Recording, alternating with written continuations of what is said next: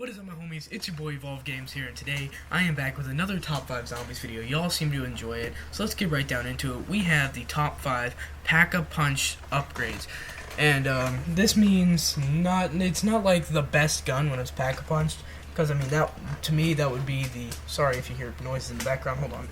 There we go. Those will no longer exist.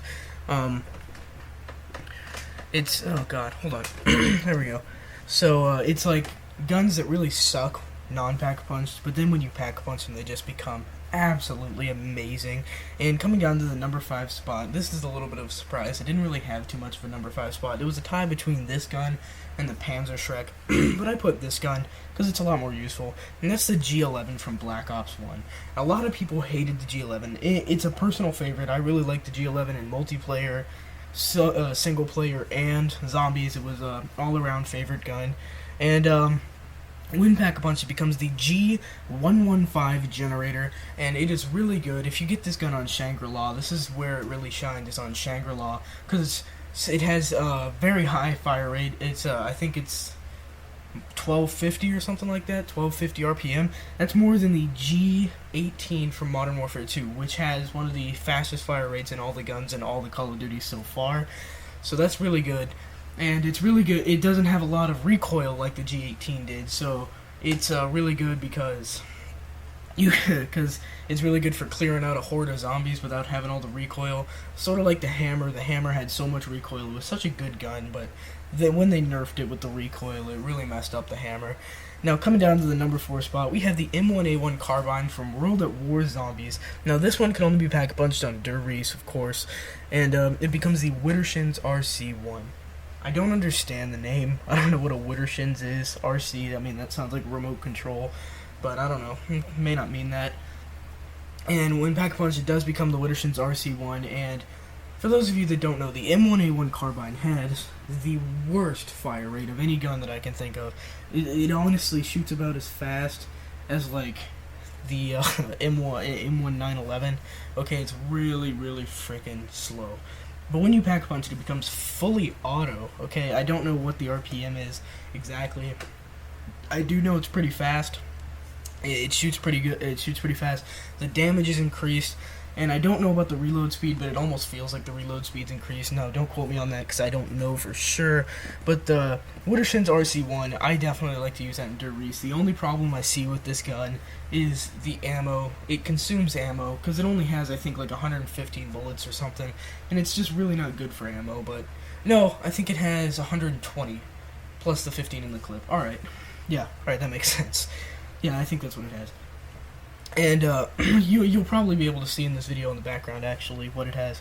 Now, coming down to the number 3 spot, I wanted to put this at number 2, but there was something I felt deserved more of number 2, and that is the Mauser C96, which, when you pack-a-punch, it becomes the Boomhilda. Now, this weapon can only be obtained in Origins, and you have to be very patient with it, because, of course, it is your starting pistol, meaning you cannot trade it out.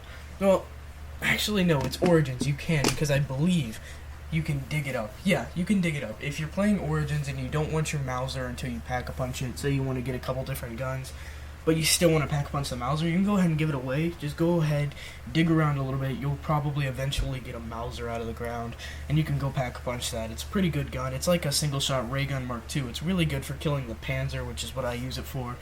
But, we have something at the number 2 spot that I would like to get into. Here we go. And in the number 2 spot, we have the Acid Gat. Now, I know what you're thinking. What? The Acid Gat's great. No, the Acid Gat's bad. Okay? You have no idea how many times I've died on early rounds because I tried to use the Acid Gat. It's not that good of a weapon. It's just not a comparison to the Vitriolic Withering when you pack-a-punch it. Pack-a-punching this takes quite a while because you have to get the Blundergat. Now, you can get the free one, but that requires a Hell's Retriever, and that takes a while. And then you have to get all the Acid Gat conversion pieces, put those together, find all the plain pieces, put that together, fly to the bridge. If you don't have enough money for the Pack-a-Punch, of course, you gotta stay on the bridge and save up. Then you finally can Pack-a-Punch it into the Vitriolic Withering. But I honestly believe that going through all that process is really worth it when it comes to this weapon. This weapon is a one-hit to round bajillion. No, I don't know that either. I don't know if it's an infinite damage weapon. don't think it is, but who knows? It may actually be an infinite damage weapon. I don't know though. Anyways, so in the number 1 spot, I think we all saw this coming. When I do my top 5s, I really like to put pretty obvious things at the number 1 spot. But I mean, that's why it's a top 5, right? Number 1's supposed to be obvious. Number 1, we have the M1 911. For years, people have joked. For years, people have joked about how bad explosive guns are. But what you don't understand is these weapons. You have to give these weapons a chance. Even without PhD Flopper, you can use the M1 911s. Now, they're not good for Horde Escape without PhD Flopper, so I'd suggest having something like a Thunder Gun if you're playing on a map that has it, or a Wonder Waff, something that's good for Horde Escape. But, oh god, my throat's dry, I'm sorry. I'm a little bit sick. But, it's really good because, honestly, it has gotten me to around 30 on Nuketown.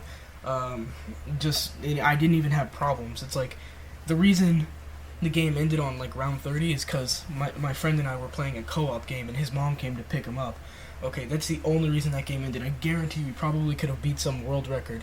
I had a Pack-a-Punch RPD, M1 911. He had a Pack-a-Punch RPD, I had a Pack-a-Punch RPD, Mustang and Sally. He had a Pack-a-Punch RPD and a Pack-a-Punch LSAT. I mean, we were set for the whole game. We were training. Now, he was having problems because his LSAT wasn't that good once we got up into the higher rounds, but I was doing just fine because the RPD is a great weapon, and God, the Mustang and Sallies are the best weapons. I'd honestly say they're better than the ray gun. If you have PhD Flopper, it is better than the ray gun, easily, even though the ammo is a problem, but getting a max ammo really doesn't seem that hard. I see a lot of people having problems getting max ammos. I just don't see a problem with it. Anyways, thank you all for watching. If you enjoyed the video, make sure to go leave a like. It always helps out. Every single like counts. I think I've only gotten like 1 or 2 on this channel, so please go like this video. I would really appreciate it. Make sure to subscribe if you enjoy my content and want some more. Comment your own list down below. Remember, this is a personal list. If you think something is better than something else, go put it down in the description. Tell me what you think.